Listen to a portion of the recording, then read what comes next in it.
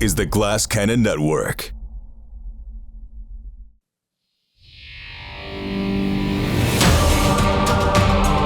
Welcome to Cannon Fodder, a behind-the-scenes look at the Glass Cannon Network.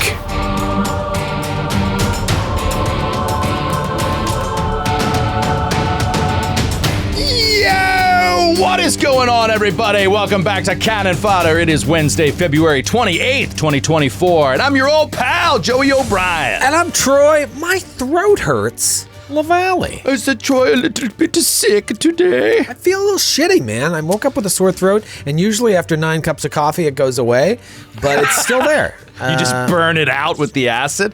And I forgot to brush my teeth before Cannon Fodder, so it's just a real unpleasant feeling in my mouth. Something's going around. My daughter is homesick right now. She's right on the other side of this door, watching some sort of cartoon at the moment. I said, bother me if you need anything, even if I'm doing a show. Wow. Bother me. So if that happens, Troy, you're gonna have to vamp. I can vamp, or we can just cut and edit it up. Yeah, but I don't like editing video. You know how I feel about that. Keep it raw. That's true. Raw. I don't like doing extra work. You know what I mean? That's fair. That's fair. That's fair. Let me ask you a quick question. I just had a dentist appointment recently, had a situation come up, and I'm curious. I don't drink any coffee. You drink a lot of coffee. Does your dentist ever bring up your coffee drinking? Does it have acidic properties that kind of eat away at your teeth? Is that a thing? Because my dentist was like, do you drink a lot of coffee? And I was like, no. And they were like, well, there seems to be some acid-like deterioration in like one of your molars or whatever. I was like, I drink 2 bottles of wine every morning. Like, is that weird? Is that acidic? No, but coffee. Does that ever come up with your dentist? No, teeth are so weird, man. It's like genetics. Genetics?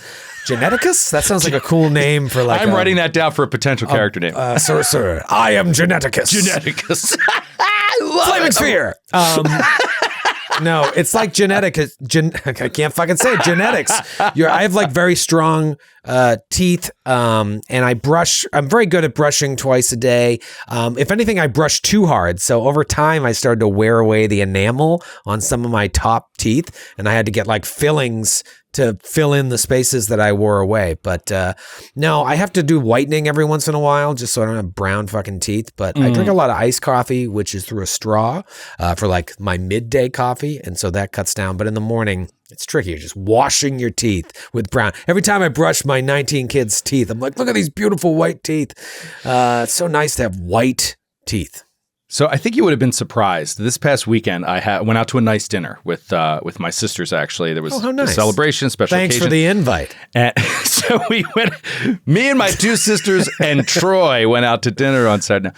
So on Saturday night, we went out. We had a nice meal, and we were planning on hanging out afterwards, going out afterwards. Toward the end of the meal, and it was sushi. So like I wasn't feeling like bloated, tired, but I was feeling like a little rundown from the day. And I was like, we got to go out after this and have some drinks. Like I kind of I need a little boost. And I was like, you know what? I want to do something I never do that, like, I don't know if you guys do it on occasion when we go out, for GCN stuff, GCN hangs, but I got an espresso. Dude, I knew you were going to say it. I never get an espresso. We but do I was that like, all the time when we go to like a nice restaurant. I always get the espresso on the way. Yeah, I didn't know if you guys got like coffees or cappuccinos or whatever. Dude, but St. Elmo's, it's always like a little espresso, a little Tia Marie on the side, and 2 more St. Elmo's Cokes. 2 more St. Elmo's Cokes. Anyway, it was really good. It was good. And I left that restaurant like walking on air. It was crazy. I was like, let's go. And you don't drink coffee. That's crazy. That's like as concentrated coffee taste as you can get. Well, it's not that I hate the taste of coffee. It's not that. Like, I don't know. I never got in the habit. That's all it is. And I was like, this is really good. I thought about the espresso martini, but then I was like, I feel like that's just gonna, early in the night, I don't know, it's gonna just send me down the wrong path. Because I already was feeling a little tipsy. I mean, I already had a couple drinks at dinner, so I went just with the espresso. It was great. Dude, espresso martini is it's like the new hotness. That's the thing now. Everybody's making their espresso martini. Let me ask you this. I know there's a lot of people listening. What's your poop situation in the morning? You wake up and just poop without having to drink coffee? I wake up and poop without having to drink coffee, and but it's solid funny you mention situation. it. It's funny you mention it. The morning after the espresso, it was truly something horrible. We were staying in a hotel, and I was like, I can't do this around anybody that I know. And so I went to like the public toilet in like the lobby of the hotel. Walk in, it's got 3 urinals wide open and one stall, dress shoes sitting in his. I was like, God damn it! And like I really, really had to go. So yeah, it definitely did something to my system. But no, normally I'm very regular. Well, you eat a lot of fiber. I do. I love my fiber. Fibers. All right, let's do a show here. Let's get back to. I want to talk about your bathroom fun. habits. I want that to be the fun. Next week, let's have some more questions from listener mail about Joe's poop. Yeah, any questions in the comments on our BMs? All right, let's get into it. We got news today. We got some fun stuff. We're going to talk about the tour. We're going to talk about GCP episode 23 of Campaign 2. Got a couple comments on that I want to go into. And mostly, though, we'll do some We Are Stupid on that, which is not a lot, but I want to talk about some fun topics that brought up. Okay. And then, of course, we're going to have a nice, juicy listener mail. So let's talk news first. The thing you wanted to talk about first, you said it to me right before we went on air. You were like, I want to talk about the tour. You announced the tour. You announced the cities. The tickets are up. Talk to me about what's going on. Man, St. Paul is flying off the shelves from what I hear. I love those people. I love what's really flying off the shelves is Austin. But, I wasn't here last week. I was out of town for a couple days, and Sydney stepped in for your old buddy. And I was like, I bet you they didn't really hammer the tour because we did State of the Nation. Then you and I did our post State of the Nation chat. And then I haven't been on in a couple weeks. But we've got now 6 shows on sale because Toronto obviously has already sold out. But we released a 6-show Nashville last week. So let's talk about it to make sure the tickets are on sale for the first 7 cities, although one is already sold out, and we've got the rest of the tickets going to be coming out sometime in the next couple weeks. Kansas City, Missouri on Thursday, April 25th. When we went to St. Louis last year at the after party, what do you think? 90% of the people have been like, I came up from KC. You need to come to KC. You need to come to KC is what we heard over and over again. Over and over again, they told all of us. So I said, all right, we'll come to KC. We're coming to KC. You better sell that out or we'll go back to St. Louis because St. Louis sells out. St. Louis VIP hang was also awesome. It was one of my favorite ever. It was just like a crew. I mean, look, all the Naish people, the VIPs are cool, but this one just had such nice people. It's Midwest, man. Yeah, I don't know what it was. Yeah, it was the Midwest. It was a Midwest thing, I guess. I don't know. That's what they do. It was great. They're very kind, or at least they're good at feigning kind. Right. Midwest nice. We're coming to Kansas City on Thursday, April 25th. 2 days later, we're in Austin, Texas. That show might be the hottest seller, I think, right now. Nice. Austin, Texas. We haven't been back in Texas. Well, we didn't go to in Texas a while. Yeah. And we've only done Dallas before. I think we've done 2 Dallas shows, so I can't wait to get back to Austin. And I only did 1. So I haven't been to Texas since before COVID. Oh, shit. Actually, so that reminds me, I think we've done 3 Dallas shows because we did, well, anyways, yeah, you missed the last one. And then in May, Thursday, May 23rd, we're in Vancouver, British Columbia for our second Canadian tour stop this year. That show is selling really well. Obviously, Thursday night, I wanted to get Saturday, but come on, Vancouver. We know Seattle and Portland. You guys can make the drive up. Spend the night. Take Friday off. 2 days later, we're going to be in St. Paul, Minnesota on Saturday, May 25th. Even though we didn't sell it out last year, I'm coming back. And Eric Mona lives in Minnesota now. Maybe we'll get a Mona appearance. And then Thursday, June 20th, we're in Denver. We're in Skid's hometown. Now, listen, I know it's a Thursday, but that show is the slowest selling show of all. People begged us to come back to Denver, and I was like, I think I'll give Denver. So I was like, I'll give Denver 2 years. We sold it out, but it was great. Let's do it every 2 years. And they said, they were pressuring me. I'm like, we'll come back to Denver.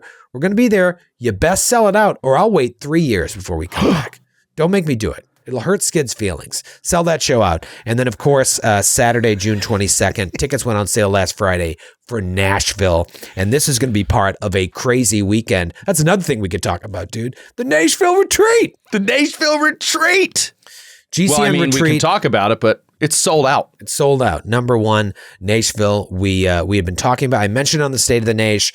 We talked about it a little bit on the post-Naish FOD, and then we released it first to our subscribers on Discord. I know some people were upset about that, but you have to understand, when we're doing something big like that, it has to go out immediately to our paying customers, people that we know are going to convert sales for us, because this is a huge risk. We have to make sure that it's out there for our paying customers. By the time we went to put it on regular social media, it completely sold out. So we started a wait list. We're in talks with the hotel right now to release more packages, but this is going to be a fucking weekend, dude. We arrive in Nashville Friday morning, and we'll go over to this resort, and Friday is going to be like board game. We're buying like tons and tons of board games to bring in a U-Haul up from New York. Board game, cocktail party, open bar, past hors d'oeuvres Friday night. Saturday, more gaming, probably more board games and living card games, but obviously we'll get into some more RPGs. Luxury bus comes and picks you up if you are going to Glass Cannon Live. If you got the VIP experience, which you could purchase through the Nashville retreat, luxury bus picks you up, drives you to the show. You hang out with us pre-show. You watch one of the best shows of the year. Luxury bus takes you back. There's 19 restaurants in this place and 3 pools, so I'm sure things will get weird late Saturday night. And it was so successful, and we're going to try and do this in other cities. You know, this was kind of like at the top of my list of things that I wanted to do this year, and we're trying to find the right place to do it. I was on the fence about coming back to Nashville because I didn't know. It's like people who live there obviously are going to come, but like we want to entice people to travel out there to sell out a big show like that, and so the retreat was a perfect fit. Who knows? Maybe we can do another one in the fall. Certainly we'll do another one next year, but be on the lookout. If we're able to open up more packages, we'll continue taking names on the wait list. Very, very exciting. Come see Glass Cannon Live. What's going on with merch? There's some new merch that's hitting the store right in time for Toronto, right? Yeah, we're going to launch 2 new pieces at Toronto that will be publicly available the Monday after that show. We've got the original OG GCP hat. I'm not wearing it right now, but it looks similar with the GCP and the little neon green and the P. We had them completely recreated. I sent them like the last original hat that I had to the designers, and they like restitched it to match it. And then, of course, the bird shirt, which is... The bird shirt's actually happening. And you know, it looked, I have your Does it drawing. look terrible? Dude, I have your drawing right here because I had to like scan it and send it over. Let me see it. I have your bird drawing right here. And it looks real shitty, right? It looks comically shitty, but right when you drew it, I was like, that's a merch idea. Even when I said that, I'm like, are people going to buy the shirt? Looks fucking rad. It's black with that image like reversed in white with a little tiny planet die on the top back of the shirt. It's a pretty great shirt. And talk about a conversation starter because it's so ridiculous. It looks like an early Nirvana album. Like what people the hell is on your shirt? What band is that? Well, it's a little known podcast. So anyways, that's gonna drop as well. And there'll hopefully be new merch all year. And we're already talking Gen Con. But, we're also talking about, we had mentioned this before, doing more Strange Aeons. Like, I really want to get through Strange Aeons as fast as humanly possible. I'm editing the shit out of this thing to try and really finish this so that we can do a new Glass Cannon Live experience, maybe not next year, but the year after. And so I'm thinking about supplementing these tour dates with like at least one, I don't want to wed myself. I'd like to do one live Twitch a month of Strange Aeons that could be like 3 hours long. And you combine that with a couple shows a month, we'll fly through this. It's also been so long since we played, like, I just want to play. So I'm kicking around the idea of doing like a Glass Cannon Live tour kickoff live stream before Toronto, just to kind of do a big recap, get everybody back into the flow, get everybody who isn't caught up a chance to like, I don't want to listen to all those shows, listen to my recap, jump into a sexy session, and then just hit the ground running in Toronto, and then maybe before KC and Austin, do another live show, and then we'll finish book 4 hopefully before Christmas, and then do a quick book 5 and 6. I don't know. We'll see. That's my plan, is to really just like streamline this so that we can rethink the live show experience. All right. Last thing is I'm going to be streaming on Friday. New game for those of you that are not up on it. Pacific Drive, I think it's called. Pacific Drive has dropped on PS5. Is it called Pacific Drive? Yes, Pacific Drive. I'm going to stream that on Friday. So Friday at noon. Really wanted to do Helldivers 2. That was so much fun. Thank you for everybody who came out and hung out to watch that. Me and Paula and Mary Lou and Sydney playing Helldivers. We just couldn't get the schedules together today. Sydney's actually on a film shoot this week, and that really kind of killed it. So we're going to try maybe next week to bring back more Helldivers. So I'm trying. But in the meantime, I'm going to check out this weird new survival game, which takes place in the Pacific Northwest, where all you have is like a station wagon, and you have to figure out how to survive in a post-apocalyptic PNW. Dude, you're always playing cool games. I saw the logo for them. Like, what the fuck is that game? What is going on? Is this like on Steam? You're not doing console, right? It is PS5. It just came out on PS. Okay. It was on Steam before, and now it just came out on PS5, which is why I'm doing it, because I'm like, I love to play stuff on PS5. So, dude, speaking of PS5, do you want to talk a little Shadow of the Erd Tree? Oh, dude. So excited for this. All right. So Shadow of the Erd Tree, for those that don't know, is the Elden Ring DLC, which is blowing up. What is it, coming out in June? Coming out in June. Like Elden Ring came out last February. A year later, they announced the DLC, and it's not coming out until June. So it's going to be massive, apparently. It's like a whole new game. Like a whole new game. The largest DLC they've ever released. Anyway, we're really excited. I think we'll probably both be streaming it. It's just going to be great. Yeah, you know what we should do, dude, is like in early May.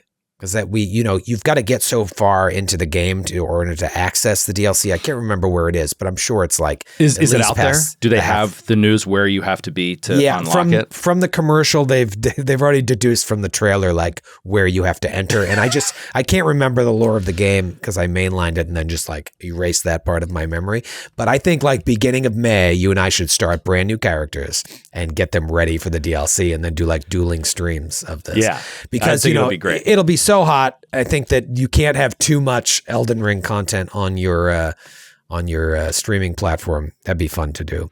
It's also just such a goddamn fun game. It's such a great, great game. Not only to play, but to stream and to interact and to hang out, and like it's just really, really fun. And I'm really looking forward to that. So stay tuned. I love the idea of starting a month ahead of time and starting a new Elden Ring stream and just starting to crank through a new story. And I'm excited to play without having to worry about platinum, because when I play it, I'm like, I can't miss anything, can't do anything that's how I always play it, because it's the better way to play. So it's just more fun. I'm excited to play the Joe way. Speaking of the Joe way, actually, this isn't related at all. I just was looking for a segue. One more piece of news. Patreon. So by now, I imagine anyone watching this show knows that we have a new subscription service. We created a brand new white glove subscription service that we launched in September. And obviously with the State of the Naish, we announced that everything we've ever done is now on there. Like 99.9% of everything we've done is on there. So no longer do you have to go anywhere else to find our content. You subscribe, you get access to everything, and it's there. Even stuff that's freely publicly available elsewhere. That never happened on Patreon. The ability to migrate from Patreon to the new service without, having to pay the new prices. The deadline to be able to do that is March 6th. So you've got a little over a week to do that. I sent out a message to everyone that's still active on Patreon. I posted on Patreon just to let people know if you're holding out.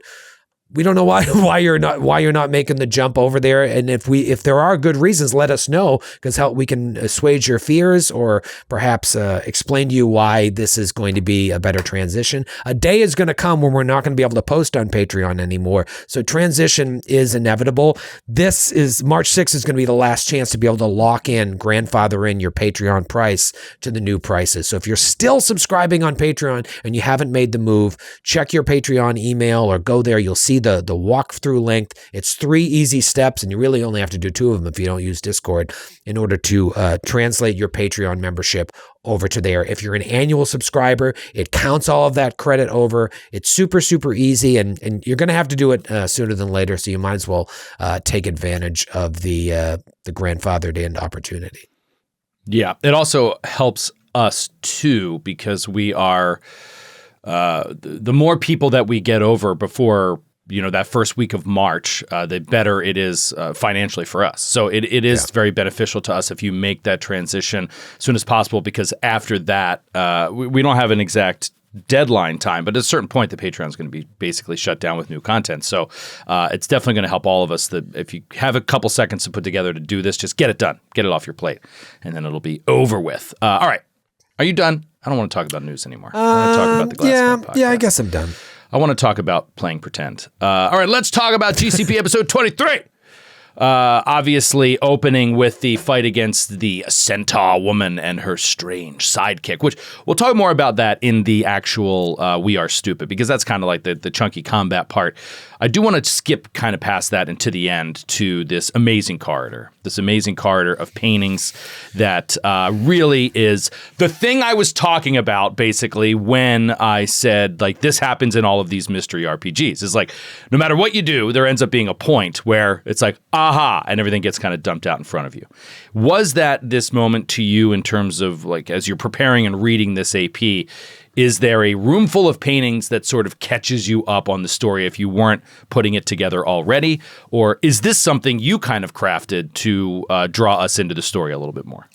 The idea of the room full of paintings is from the AP. They just don't really describe what's in the paintings. They they kind of lead you into like this cursory thing. Maybe painting 1 is this, to painting 2, but then they just kind of skip ahead. And so they tell you this is an opportunity to reveal things. So I was like, all right, let's really lay it out there. Yeah. It's so important to, the stuff that that you just assume the players will figure out, which obviously you guys aren't figuring out.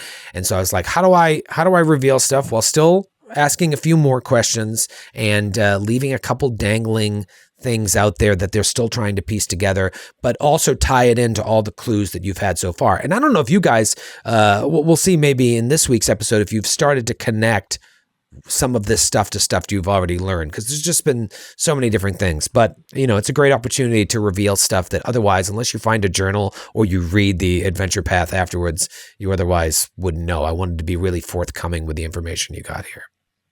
Yeah, it was great, and a really good moment to lay some of that stuff down. And obviously, you want us to connect it to things we've already learned before, and I mean, that's not going to happen, at least for me. So why don't you speak to the audience for a second? Like, you laid this out in episode 23. What are some of the key takeaways you want the audience to take out of this explanation of the room? What are some of those key elements that you think are important for them to know to really sink their teeth into the plot? Well, obviously the figure we're looking at, it's pretty clearly Kanipo. And so, you've just been hearing about this ominous figure, Kanipo the Slim, seeing idealized statues, seeing shadows down alleyways. I wanted to really lay it on that this is here is what this person, what this entity may be, and to show their story having been like kind of created in fully formed. Like it doesn't look like it was like an immaculate conception the way it was formed. Begotten. And then to have it, see its life cycle and see that it was like struggling with things and its battle with the elves. And, I wanted to tie it into sort of past Galarian history and that's all in the AP is sort of its dealings with the elves, and also explain a little bit more about how the transition between worlds and planes work, and how even an entity as powerful as you assume Kanipo to be didn't just always have this ability, like discovered the ability to come into the material plane and then was trapped and had to spend years coming back out, So, I'm being very careful with my words here because I don't want to say too much, because there's also stuff in those paintings that I know went right over your head that say it. I know I'm not going to say it because I want you guys to. You want it to go over the audience's head? You want it to go over our head? I don't want to tell you what it is, and you're sitting right here. But there's certain things that I'm like, I don't think they've realized this. And spoiler alert, I'm completely gone, Troy. We've recorded other episodes, and I know you've still missed things. And so. Yeah, I don't want to say too much, but everything I wanted to say is in the end of the episode. Well, I'm sure that there's going to be. Well, just leave it in the comments. Just spoil it in the YouTube comments. Let us know what. Skid will read them. Ruin it for Skid. You'll ruin it for Skid. Don't make him sad. Yeah, well, that was a cool dump there and really cool fun dump. cool dump, and a good thing to sink your teeth into, because my key takeaways from it are I love this. I love the other mysteries that it opens up, ironically enough. Things like, what did the elves do to this dude? You know what I mean? It's like, it wasn't clear to me, like, why he embarks on this hatred of elves and killing elves and haunting and murdering elves. And then, like, what is it exactly that he is seeking from these people he's experimenting on, or from the elves? You know what I mean? Yeah, that's very important. Like, you could think it's like immortality or something like that, or the long life that elves have or something, but like, he's just taking humans too, and like other races that are not known for their longevity. So yeah, it's just very. They very imprisoned strange. him. They kicked him out of the material plane and imprisoned him in the first world. Like, there's like a revenge there. But they did that because he was hunting them down. Yeah, it's a chicken and the egg punishment scenario. Fit the crime, but like they just made it worse. Well, yeah, for but sure. I love the idea that like after millennia, was it basically like solitary? It was basically solitary confinement. Like they put him in solitary confinement. You're going to make a madman that is, going to be dead set on destroying you. Yeah, and while they're sitting in there, they're just becoming stronger and experimenting with stuff and gaining powers. And I love the idea that they finally break out and get back to Galarian, and the elves are gone. It just shows you like how long ago this happened, and that it was still around when the elves came back. Like this thing, and you imagine as a player, you're like, "Are we gonna fight this fucking thing? Like how are we gonna?" Right. I mean, it's basically like deity level. Like when you're talking about those kind of time frames, it's like mythic. Yeah, in terms of the scope of its story. So I don't know. It's intense, man. It is. It is very intense. I wanted to. We'll get into We Are Stupid in a second. We'll talk all about the combat and everything. But I did want to shout out a couple comments that I saw on the YouTube video that I really loved. Nilok Harrow wrote that, wanted to say, I love how Skid is role-playing the psychic class with the entity taking over when he unleashes his psyche. It's very fun. I love that comment because it's something I've been impressed by early on. I love when someone takes an interpretation of a mechanical class or a mechanical feature of a class and really brings it to life in a way that feels purely narrative. And I think Skid has done an amazing job with that so far, and I'm really curious to see where that goes. I mean, that brings up a favorite, like my favorite scene from this episode, and one that my favorite scene from the last 5 episodes is really that Brother Ramius talking to Buggles and starting to try to draw out from him, like, when did you first hear from this Ku'ula Khan or whatever the name is? I might be butchering it there, but when did he first come to you? Did he protect you from, whatever trauma you were dealing with? And just starting to kind of plumb the depths of what's going on in his psyche is a really cool mystery to unfold within the characters.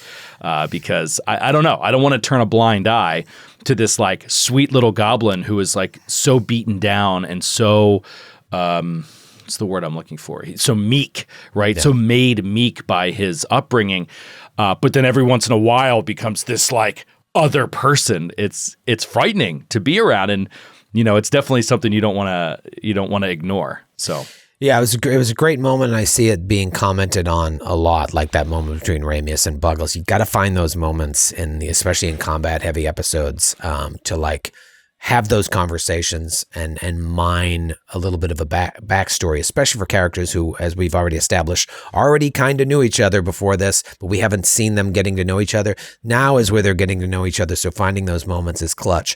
And I love this idea. I'm really interested to see if Skid mines this sort of like, you've got this split between Buggles and the Ku'ula Khan, and Buggles is so meek and powerless, and he doesn't gain power until this. I want to see Buggles like start to become powerful in his own right, whether it like being inspired by this voice or just finding it within himself, so that it's not always just back and forth. So that would be an interesting journey. Yeah, absolutely. If he survives this trip. I know, it's so deadly. It's like, what, are we going to fight this thing? Like, we can't fight this thing here. What is going on here? So anyway, we got to find out. More episodes to come on that. At Tyler Comstock on the YouTube video commented, I need the healing scene animated. And it cracked me up because it made me think of the Talitha part where Brother Ramius failed over and over again on the treat wounds, and he starts smoking a cigarette, just trying to put her back together. And it reminded me, we haven't animated a scene in a while. That's something that we should do. I don't know if you still talk to the artist that did it before, but that's something we should do one of these days. Yeah, maybe we should I always wanted to do those more often, just like budget constraints, we can't do it. But now we got a little more juice in our coffers. Maybe we could get those going. I love those. I mean, when I look back at some of those, the Barry Broadfinger one, the hairdressers and prostitutes, like I'll sit, they'll just come up on my YouTube and I'll watch them every single time and laugh like it's the first time I'm seeing it. We got to find those moments. Agreed. All right, let's jump into the mechanics of the fight. We Are Stupid. Let's talk about Pathfinder 2nd Edition and how we can get better. Oh, no, this is the wrong one. I did this last week, too.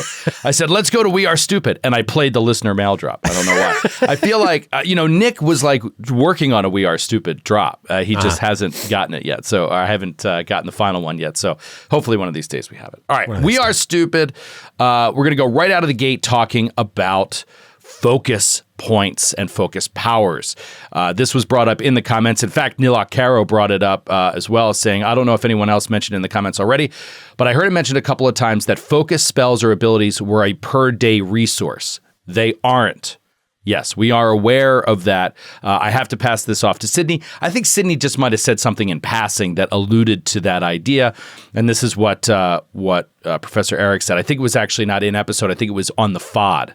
Professor Eric commented that Sydney seemed like she might have been misunderstanding that focus point recovery was not per day, and she might be limiting herself. Focus points recharge as part of a 10-minute exploration activity. Mm-hmm. So I'm going to bring this up here. I haven't. Sorry, I'm going to share screen with you. I remember when I first started playing, I was in a very short-lived Agents of Edgewatch campaign, and I played a druid just because I hate druids and I wanted to see if I could like them. And I could not wrap my head around focus spells to begin with because it was such a change from first edition. And I think I eventually figured it out, but we didn't play long enough for me to really dig into it. But I remember thinking I don't know if I like these. Well, basically, they to me, I think I like them. I think that they bridge an interesting gap between the old school memorizing your spells, preparing your spells per day, that kind of thing, and then the what I would call the D&D 4th edition approach of encounter powers, daily powers, at-will powers, right? Mm-hmm. So the at-will powers are your standard combat powers that you can use over and over again, your cantrips, that kind of thing. But then this brings in the encounter powers from 4th edition, which I thought was a great idea. It's mechanically, it doesn't make a lot of sense. Narratively, the encounter power seems a little bit foolish. I think what 2E did an interesting job of making it feel a little bit more narrative focused. This is a spell that is innate and generates from you, but in order to use it again, you need 10 minutes to do a refocus activity. And that essentially makes it an encounter power. It's something you can use in an encounter. You're not going to be able to use it a second time unless you have a second focus point. And you'll be able to use it multiple times per day as long as you have enough time to refocus in between. Right, which you almost always do between encounters. Yeah, and so I have been loving it in Blood of the Wild. So in Blood of the Wild, I play a character that has a focus pool, and it's not part of the base class of that character. I got a focus pool by doing an archetype, so it was cool, and I'm able to use this one power that I can use in an encounter or out of an encounter, but I always have to rest for 10 minutes and refocus to use it again. And I've been really enjoying it because it doesn't limit you to is this the time today, that I could use this, or should I be saving it longer? It's nice to know, you can use this and you can get it back as long as you have a little bit of time to refocus. So anyway, we threw that up there. It is the refocus power. It requires 10 minutes to restore your magical connection. And it just takes, it's an activity that you can do. And this is what Professor Eric says. If Brother Ramius is treating wounds on Buggles, Sydney, Asta should be refocusing because it's taking the same amount of time, and that's what you can do in that time is recharge that focus pool. So now, do you eventually, because I don't play it at all, do you eventually get more focus spells and more focus pool points? Yeah, focus spell, it depends on the class, it depends on the archetype. Focus spells you can unlock new focus spells at higher levels. Focus points, I believe, unlock with some classes naturally as the class progresses, but there's also feats you can take to add focus powers or focus points. Are there feats or abilities that allow you to refocus to gain back more than one focus point? Yeah, I mean that's what you get is like if you take a feat that expands your focus pool to 2, that would mean a given focus power could be used twice in a combat instead of just once, and then 10 minutes restores 1 point. So you would need 20 minutes to restore both. That's really cool. Idea. Yeah, all right. I can wrap my head around that. That is yeah. It's a pretty cool function. So we'll make sure Sydney is up to speed on that. Somebody else in the comments was like, of Fodder last week was like, great. Glad to see Sydney getting these updates for the mages. And I'm sure we'll see these changes come into effect 7 weeks from now. Well, I'll tell you, the funny thing is like last week's episode was, we recorded that early January, maybe. Mm-hmm. And then last week we recorded tomorrow night's episode. Yeah, we had some scheduling issues, and so like we're playing catch up a little bit. But this is one of the this might be the closest we've had to like releasing from recording. It was like last Thursday, I think. It'll be a week old. Yeah, it was really, really tight. So when you guys see tomorrow night's episode, like we just recorded that. So, but thanks for taking away Sydney's excuses for her. That's what I was. Exactly. Exactly. Okay. So another interesting thing that Professor Eric brought up is the spinning blade ball, and this is an interesting concept. Its size as a tiny creature. It is a tiny creature. This is something that people should keep in mind. Generally speaking, the default reach for a tiny creature is 0 feet, which means it must be in the same square in order to do a melee or touch attack.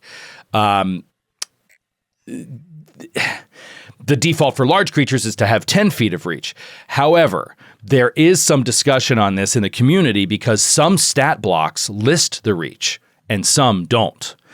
And even though we would consider these quote unquote defaults, Professor Eric is like, I think the general consensus is to trust the stat block. It will say reach 0 or reach 10 if it has those things. If it doesn't, then maybe you default to reach 5. Not sure, but it is something to keep in mind. Anytime you're GMing a tiny creature, look a little closer at the stat block and see if its reach is 0 feet. That means it would have to be on the square with the enemy in order to melee, touch, or attack it. I'm looking right now, and I don't see a listed reach. Right. Now, the primary method of attacking for this creature was the move and strike ability that it had. It explicitly allowed it to attack a creature along its path. So it doesn't slice. Right. It doesn't really matter here with this creature because it would be passing kind of through anyway. But it has a blade attack. It has a blade attack, and that would have to be like a normal reach-based attack. So I think if it doesn't say, it should revert to the base for the size, which for tiny would be 0. But so I'm just looking something on to think Foundry. about. Interesting. Yeah, so he says the 1-action harm spell with a touch range would have required it to stop in Asta's square if it had reach 0. He says, I think this ended up correct, but the size tiny issues are always worth a refresher, in my opinion. Yeah, and also, like, if it's tiny and has to move into your space, that would provoke an attack of opportunity. It makes it even more difficult for a tiny creature to do anything. So it would behoove the tiny creature to do anything but a melee attack because you're provoking. Correct. But far fewer creatures have AOs. Sure. So hopefully that ends up balancing out. Let's talk about it again. This auger, this small blade ball, because at a certain point we get it down and it has regeneration. Mm-hmm. This is the first time that I can remember in this campaign that we've dealt with an enemy creature having the dying condition. Is that safe to say? That is safe to say. You know, as written, they're like, you know, in the core rulebook, when an enemy dies, usually it just dies, but it's up to the GM if you want to engage in the dying rules or keep it alive for questioning it. And I pretty much just let them all die because I don't want to roleplay. Right. But when you get into regeneration, it's funny because like I was like, oh, regeneration as I'm doing my prep, sweet. Until we got into the encounter, I was like, I didn't really think about like how this would affect the dying rules. I didn't make that connection in my head in my prep. So I was like, oh, okay, all right, let's figure this out. This is interesting. So this is another situation where Professor Eric is impressed with the players here because players and GM, I guess, because we did get it right eventually. But he said, remember, if you're going to have an enemy that drops the dying condition, it moves to before the initiative of the person that put it down. That's one thing that we forgot. Yeah, right. But we did end up getting it right during the episode. We figured that out. So you know, but he said that's a very easy thing to miss because so often these creatures don't have the dying condition. They just end. So yeah, something to think about. So when it goes down and it has its regeneration, right, comes back, it is by the rules, I would think, right, prone, because when you get the dying condition, you go prone, you drop everything in your hands unless you have a certain feat, and it then revives itself and wakes up. But it is prone. This created an interesting conversation you and I had after the fact, which was let's look at the prone condition here. Bring it up. Boom, boom, boom, boom. All right. So from the player core, this is remaster prone.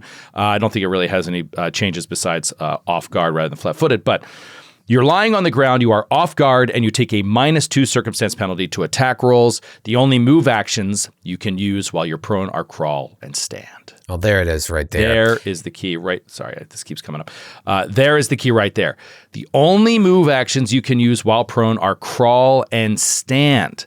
The conversation that you and I had, it's so funny. You and I can get into these debates going back a long time about flying. Flying always seems to create a bit of a debate between us. So let's look at flying really quick. So fly has the trait move. That's it. The requirements are you have a fly speed. You move through the air up to your fly speed, blah, blah, blah, blah. Do you see anything in here that indicates that if you were prone, you couldn't just launch off into the air in flight? Well, that's the way I ruled it because I didn't read the specifics that of line prone. in prone. Yeah, because that supersedes it. To me, I'm like, if it hits the ground, I'm just going through like what makes the most sense. It hits the ground, it can fly, it just fucking flies and whirs through the air. But the fact is that where the fly has the move trait and prone says the only move actions you can take while you're prone, i.e. like can take without having to spend another action, are crawl and stand. Evidently, I cannot. I have to stand up from prone, or like I have to remove the prone condition. Recenter yourself first, and then you can set off. So it has to like start to hover, and then it could go. And that makes total sense. It's one of those like Russian doll nested rules that we just in the heat of the moment we miss. Yeah. You know, it's funny because a lot of people are like, why don't they just stop and edit it out? And like, we could very easily do that. But the reason I don't, and sometimes we do when like the discussions I know aren't going to be super easy, but like the reason we don't, and the same thing happened with the, the resizing of the cloak on the centaur. The reason I leave that in is like, I want that to me feels like a home game. We're still, people expect us to be just masters of this game. And I'm sure there are people out there, the Professor Erics of the world, that are masters that are still learning every day. But we're a real gaming group. We're real friends who are learning this game. And I think it's interesting for us from time to time to be like, wait, how the hell does that work? Let's figure it out. And then it's a discussion. And sometimes you get bits out of that. And sometimes it's just, oh, look at those are real people learning how to play this game in real time. And so we could have easily caught that. We missed it. And, that's the beauty of Cannon Fodder is we learn it after the fact. Yeah. And also like there's something to be said for, okay, so 2 points on that. One, there's something to be said for our home game, which is a game where a lot of times, if it's a big deal, we stop and look up the rule. If we don't feel like it's that big of a deal, we just move on. And like that's just the way we've always played. And we can correct it later if we need to, but ultimately we want to just keep the action going, and not just because it's a show. This is before we had a show. We just wanted to play the game. And occasionally, we'd look up the rules when we felt we needed to. Yeah. The second point though is, and I think this comes up in this case, we had no idea we were even remotely getting a rule wrong. Like it's not like somebody was like, do you have to spend an action to get up from prone to start flying? And somebody else was like, the Joe O'Brien was like, nah. You know what I mean? Like we didn't address it. Like sometimes those just fly under the radar. These ones, no pun intended. Right. These ones really are like, it just totally passed us by in the moment. And I'm glad Professor Eric caught it. Thank you very much for bringing it up, because it does have a direct mechanical impact, which is it had one less action, which means it didn't have the ability to attack Talitha. I think it did, and make her bleed. You know what I mean? So like those things matter in the in the action economy of the episode. So it did factor in, but ultimately nobody died. It's fine. Speaking of which, all right, this is going to be a good one. I got to bring this up. Unfortunately, we're going to have to shorten listener mail a little bit, but I got to bring this up. Okay. The recall knowledge check heard around the world. Yes. The natural 20 on the honeybees. This is going back a little bit, but you weren't on this episode. So the natural 20 recall knowledge on the honeybee, the tooth fairies. I said honeybees. I was going to say honeybees. The tooth fairy swarm. You haven't been able to answer for this yet, and I just wanted to bring it up for conversation. It's not really even answer for it. It's just, this is a funny thing because a lot of people were like, this is messed up. It's a natural 20 where you decided to have a little fun with us and give kind of false information. And it's slightly false information. And actually, there is no literal false information. You just played on our assumptions and led us to believe that the death throes of this creature would be so awful so as to create changes in our tactics in the fight that had us paranoid and playing all out of sorts. And at the end, you were like, gotcha. And I thought it was a really funny joke. Yeah. And it wasn't until re-listening that I was like, wait, that was on a natural 20 recall knowledge check. So anyway, speak for yourself. Listen, were you just busy having fun with friends? I just thought it was fun. You guys were having fun. There's really not much else to discuss. The thing was, totally. You were like a death throes, and I'm like, yeah, like a death throes. Something happens when they die. They explode, and they can be damage. Character killers. Yeah, they can be. In this case, you just get sickened. I don't know. I just thought it was really funny. It took a mundane encounter and made it a little more tense. But it did. It certainly changed our tactics. Like it certainly made us much more paranoid. And then it seemed like it was like a prank, like your GM pranking you. I don't know. It was just fun. It just added to the sort of chaos. Like all of a sudden I became a Fey GM the way I was toying with that. Yeah. But I know that I historically don't give a lot of information or certainly give mixed information on knowledge checks. And I really probably shouldn't do that, especially in 2E where it costs you an action. But I just don't think a natural 20 means you know everything. And one of the toughest things is what information do you give? When a character has a bunch of different things, just bringing up the Tooth Fairy Swarm, it has, it's weak to area damage 5, cold iron 5, splash damage 5. It has resistances to bludgeoning 2, piercing 5, slashing 5. It has immunities to precision damage, and it has the swarm mind immunity so that mind affecting effects don't affect it differently. It has 2 different abilities, pinch, and then the 3 action pry. If it ends up being able to be in your space at the start of its turn and can do all 3 actions, it can remove your tooth. And it also has the ability to do this plaque burst thing. So when you roll a natural 20, I'm just telling you the things that are... I don't think I should tell you all of that stuff on a natural 20. Now, maybe some GMs do. I agree with you, but I think that here's what I would do is I would give there's clearly and obviously the most valuable information. The most valuable information is the 3-point difference between slashing resistance and bludgeoning resistance is important to know. Mm-hmm. You know what I mean? Do not use slashing against it. Try to find something else. Yeah. I'm trying to think of one other, starting in the swarm square is horribly deadly, right? Yeah. And you did say that. So yeah, I mean, I think that what you have a tendency to do with successful recall knowledges is dispense lore And I start with the lore. And then you forget that you were supposed to give mechanical, useful things. But we have talked about this on Fodder before because it is a good question you bring up. What do I reveal? You have this huge stat block of shit. It's only going to get worse as the monsters get harder. This is where Professor Eric has mentioned before, this kind of move to, and I think in the remaster they address this in the GM core, is this move to player gets a question. Player gets to ask the question of what the information they want. And just stick to that unless you really think that on a natural 20, you're like, they're going to be in real bad shape with this. I can give them one piece that could help save them. That could be your prerogative. But if you're looking at it and you're like, there's a lot of things here, I don't really know what's valuable, like the ask the question I almost version, always do I think that. is a good idea. You know, the problem is if they're like, does it have any resistances? And if I say no, all right, whose turn is it now? You know, it's like I say no, then would you roll? Is there a no but? I'll give you something. You know, I usually try to give you something, but I like to start with the lore because I feel like it takes me out of the game when it's like, would you roll knowledge? All right, 17. It has resistance slashing 5.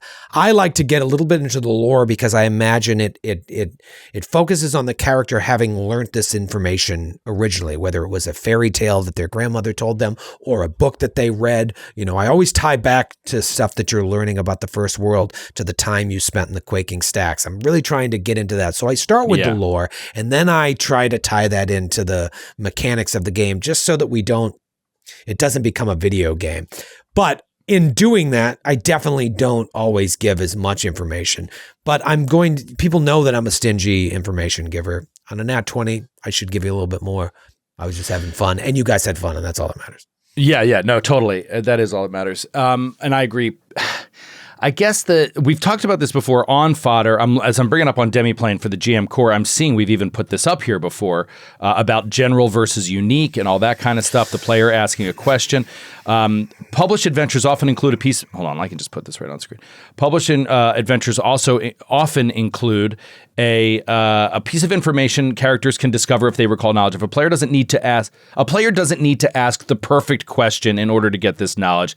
Feel free to feed it to them on any recall knowledge check that hits the DC, often in addition to answering their original question. So that's flat out answering your question, which is if they say, are there any resistances? And you know that there's no information there. You can be like, no, but they do have a weakness to this. And that's all I'm going to give you. You know, it's... As a GM, it's always a balancing act. But the one thing that I'll say, I don't know how recently I've said this on Cannon Fodder, but this has been in my belief system in running games for the last decade. And that is, don't fall into and I'm telling you this now because I think you're falling into it. Don't fall into the trap that speaking in pure mechanics is playing a video game or taking it out of the narrative. Sometimes the mechanics are the way to translate what your character is seeing that you're not seeing. For sure. It's really important sometimes to say, like, his AC is 38. I'll just tell you that. And then you know your character is seeing something they cannot hit. They would know that. They would know if they were looking at a fiend that was 18th level that descended down to fight them. Like, you don't have to, you have to bargain for your life. You don't have to worry about describing it in any greater detail, because as much as you say it has huge muscles and smoking eyes and a huge axe, like, you also don't want to tell them you can't fight it. But if you simply say its AC is 38 on a recall knowledge, they'll be like, oh, now I see what I'm looking at. You know what I mean? So that's just one example. I can't imagine me ever saying that, but it's just an example. Its AC is this, yeah. I'm sure there are people that do it, and that's fun. Yeah, we got to play around with it. But yeah, I think mechanics can be a good way to translate. That's all I'm saying. Yeah, no, I agree. To understand what the characters are saying. All right, let's get a quick listener mail in here. And thank you again, Professor Eric, for all that detail. It was fantastic. He also mentions that we figured out that when you're healed to full, your bleed stops. We did figure that out by the end. Clutch. Kate brought that up. So thank you, Kate, for bringing that up. And that is from the player core page 409. He points it out, and then he says, Kate called this out correctly later. So thank you, Kate's Professor doing Eric. her homework. We appreciate it. Yeah, Kate, doing her homework. Kate. I love it. All right, Nick, sing us in. Let's get a question from the Naish, and then get out of here. It's time to listen to me. Gotta get your brain up on it. Time to listen to me. You gotta keep All right, we're going to keep it quick today. I'm sorry we ran a little short on time. I've got one from AJ. I've got one from David. You guys are going to be in future weeks, okay? I'm just going to bump it, but you will be in future weeks. Let's go to Dan. Dan from Emu Plains, I think. Emu Plains, New South Wales, Australia. International edition of listener mail. Says, hey guys, longtime listener and member of the Naish. It's so great seeing Foundry VTT being used for Gatewalkers. Can Troy give any insights into modules he is using alongside the official Gatewalkers premium content? Is there anything that you're using in there? Oh, interesting. Yeah, I just logged out, so let me log back in. You know, when we were making the switch and we didn't announce it for months and I was spending time learning it, I was watching videos of people to see, you know, not only how they use it, but like what mods they like. And of course, a lot of those were outdated by the time I was jumping in, but some have been updated, some have changed. And I've learned a lot just in playing, like mods that I was way into to begin with, I no longer use. And then some I probably have active that I'm not even currently using, and some that I need to spend more time with, like the animations. We've started playing around with the animations for conditions. I know I can do more with that and with macros. It's just a matter of like, you know, kind of prioritizing, putting in the time, yeah, what we're doing. But just taking a look here, manage modules. So I have automated animations on. I have the animations, man. They are the thing that's really taken this to the next level for me. JB2A, Jewel, and Ben's animated assets. I don't know which of those I'm using, to be honest, or if I'm using... one of them, I think, is doing the animated conditions, but there's other stuff that one of those does, or maybe both of those does. Like if you cast Fireball, I have an animation to like make a huge fireball. It's there's so much fucking shit going on while we're playing. I'm not like, oh, wait, hold on, let me also get a Fireball. But that's something I could, you know, set up macros for and have those be laid out. It just hasn't been like a priority. One that I think is, as a Pathfinder GM, mainly a GM, not really a player. It is like the only must-have module, and you got to buy it. It's the Pathfinder token pack bestiaries. It has every single monster from the Pathfinder bestiaries, and as new bestiaries come out, it gets updated on Foundry, and you can just drag that monster. It gets updated. You don't have to buy another bestiary. As far as I know, you don't have to buy it again. It's just going to be like a forever purchase. We get it for free, but you drag it over, it automatically. Braggart. I have another mod called Tokenizer that you know, allows you to create tokens, the like sort of round thing around the players' things. But once I have that set up, I drag any monster from the bestiary over, boom, it's a token ready to go. I click on that monster and it links directly to the bestiary from Pathfinder. That is like such a must-have. PF2E animation macros, I'm not currently using that. And then there are the other ones are just kind of I'm not really using a lot of mods, I guess. Oh, really? I thought you were using like a light one. I thought you were using a Fog of War one or something. Originally, the plan, well, it's sort of like early iterations of figuring out how we were going to employ Foundry. I was going to be using Fog of War. Not Fog of War in the way we did it on the other VTT, but like a sort of adapted version that also used lighting, because I was just concerned about the way the lighting was working, and so I had to see it in action. And so part of SideQuest Side Sesh was really like getting to just throw it to the wolves and see how it worked, and I realized that the lighting makes it so much easier. I just wanted to set it up to have it work the way that it's currently working, and that took some time so that like you could only see what you saw, but once a player revealed it, you could kind of see a dimmed version of it. Yeah. But if there was a creature that you couldn't see, and so that only I could open the doors because you that happened in this episode with the centaur. Like, oh, it's great. You opened the door and Sydney was like, "Oh shit!" And I was like, "What? What do you see?" Is that token for the centaur was so imposing. It created a really fun stress environment that I think mimicked what was happening with the characters, you know? Yeah, so I was using a lighting mod early on that now you don't need anymore. Pathfinder does it all. The Pathfinder sort of system for Foundry, it's incorporated, I think, a lot of those early modules into the base thing of Pathfinder. It really is remarkable. I can't imagine how anyone is playing Pathfinder virtually any other way. It is clearly the best, and I'm not just saying that as a shill. It's really been wonderful. Obviously we're not using the character sheets because we use Demiplane, but if you're using the character sheets, there's so much functionality between, the way that you can put conditions on and have it affect your sheet, the way you can track your hit points and there's a lot of different things that we're not even using. But if you've got a home game and you're doing it virtually, Foundry's the way to go. Awesome. And then a real quick thank you in listener mail to Giovanni from Glendale, New York, who wrote in, not with a question, but with suggestions for places to eat in Toronto. Oh. So I'm going to have to send that along to you. We will see you there, Giovanni. Thank you so much for the tips. I heard the Chinese food in Toronto is insane. Oh, I love Chinese. Dude, we got to get some dumplings. Get some dumplings. Some General Tso's. Man, the theme of dumps through this whole episode has been amazing. All right, let's get on out of here. AJ from North Carolina, I'm going to come to you later. And David, I really like your get in the trunk question. We'll come to that in another week. I'm sorry we couldn't get to it now, but it's coming. It's coming down the line. Thank you, everybody, for hanging out with us, chilling, and doing a little FOD. Getting your dose of the FOD juice. And it's good to have Troy back. Thank you again to Sydney for jumping in for Troy last week. That was really fun. But it's good to be back with the old school FOD. Hopefully, I mean, we got to talk about this. We might have to be back in studio next week. I don't know. We'll see. We'll talk about it. But I see Troy is checked out. I will see you guys. Look, Thursday night. Then the next episode of Gatewalkers is on YouTube. Friday afternoon, 12 o'clock Eastern. Come by and see me take a little Pacific Drive, a weird new video game. It's going to be awesome. Until then, take it easy, everybody. Have a good one. We'll see you next week. Bye. Guess who I am? I don't know. The mouth of Sauron. That's pretty good. But goodbye.